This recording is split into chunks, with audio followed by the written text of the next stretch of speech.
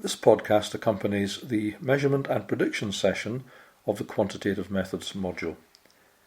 What I want you to take away from this session, which is really a foundation for the rest of the module, are the concepts of measurement, error, estimation, and probability. I'd urge you to read Stephen's paper on the theory of scales and measurement, and I've provided a link in the module handbook to this paper, published a very long time ago. But this will show you that the commonly applied method of measurement that we use is in fact just a theory. The paper is very informative and actually I find it quite amusing, and it stems from a group of people getting together to decide on how to measure at different levels and what sort of system could be applied, and from this evolved the 4-level theory of measurement: nominal, ordinal, interval and ratio, which we now all know about and which we apply most of the time in social research. But the point here is it is just a theory. There are other theories of measurement. In terms of error,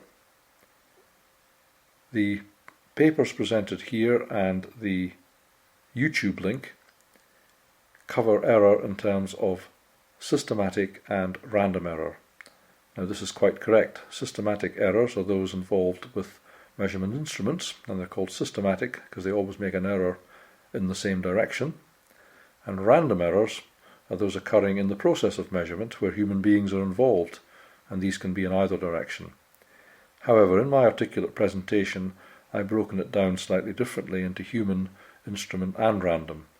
The point here is that a great deal of human error, especially in observational research, can be minimized. You still get random error, but it can be minimized. So I've dealt with it slightly differently. I hope that's not confusing. The classification of measurement as being systematic and random is quite correct, but I just wanted to emphasize that point about human error. We shouldn't just accept it, we should do what we can to make sure that it doesn't happen. But the main point to appreciate is that we must always appreciate that there is random error in any measurement that we make. In other words, error that we can do very little or next to nothing about. Then in terms of estimation and confidence in those estimations, the point here is simply that the more accurate we try to be in our estimations, then the less confident we are in that estimation. So if I want to say that the width of a room is no more than 3 meters, if it proves to be no more than 3 meters, then I'm 100% correct, and I can be 100% confident in that estimation. However, if I try to measure it more accurately down to the nearest centimeter by estimation, then of course I will be less confident, because unless I get a ruler out, I can't measure it precisely. I can only estimate, and the more accurate I try to be, the less confident I am. So that notion is something that you need to keep in your mind, and we'll meet it later when we come to looking at confidence intervals around population means. And while we probably won't meet them again, confidence intervals are also used in the rest of inferential statistics to tell us how close our measurement of the mean and even differences between the mean are to the population. Again, the more accurate we try to be there, the less confident we can be in that measure. In other words, if we want to be 99% as opposed to 95% confident in a measure, then the intervals around that measurement increase. Finally, the notion of probability.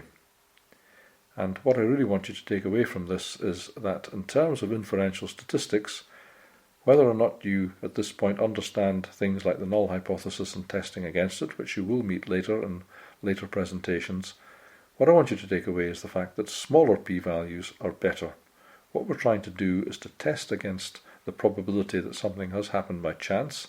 If something has happened purely by chance, then it was nearly 100% likely to happen anyway.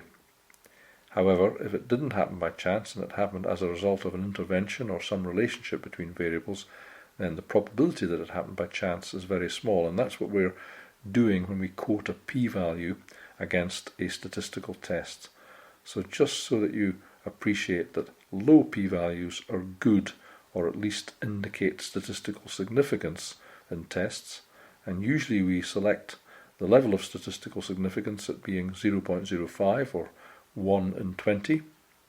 However, please be aware that that is just a convention.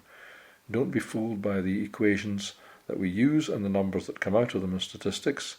These are merely used to help us to make decisions. To make a good decision, we can't just rely on the statistics. We have to understand something about the system, how it works, and use the statistics to aid that decision. Statistics is not a tool in itself. So I hope you find this session useful, and I hope you find it a good foundation for the rest of the module.